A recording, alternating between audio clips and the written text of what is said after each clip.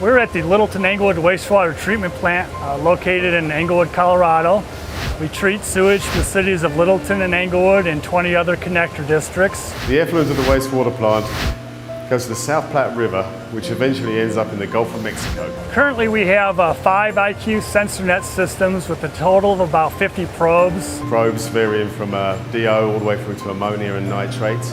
Our biggest use is in our aeration basins where we're monitoring suspended solids, DO, ammonia, and nitrate. We have an installation at our final effluent where we're also monitoring DO, ammonia, nitrate, conductivity, and temperature. I think it was about 1999 or maybe 2000 that our existing DO probes started malfunctioning.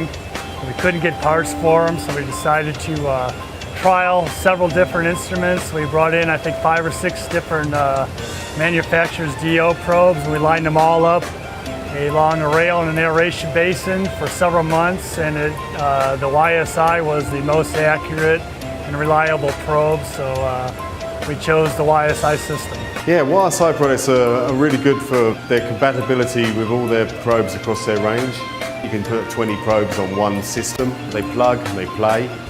The installation of the YSI IQ system was actually relatively simple. You mount the control boxes, supply the power, run some cable out to the instrument control box and mount the probe, and pretty much ready to go. My favorite things about the YSI IQ SensorNet system is it's relatively hands-off. You get it set up, you do initial calibration, and then put it online. The data that comes in from the IQ SensorNet system feeds into our SCADA control system. We have several installations where we're using the data in real-time control. We have dissolved air flotation thickeners where we apply polymer. We monitor the subnatant stream for suspended solids in real time, and then that polymer doses is adjusted based on drifting off at the set point.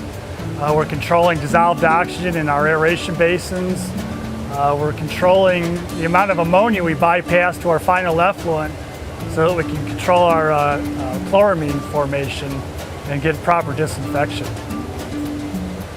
The information from the YSI system comes into our plant historian, and then from there into our HMI system.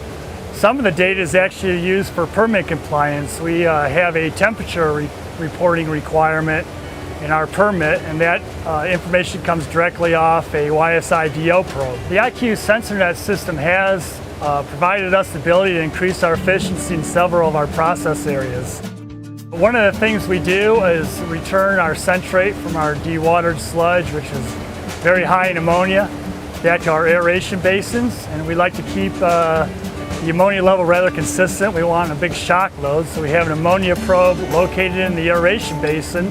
Again, this feeds back to the HMI system and ramps the centrate return pump up and down to hold that set point level that we program in.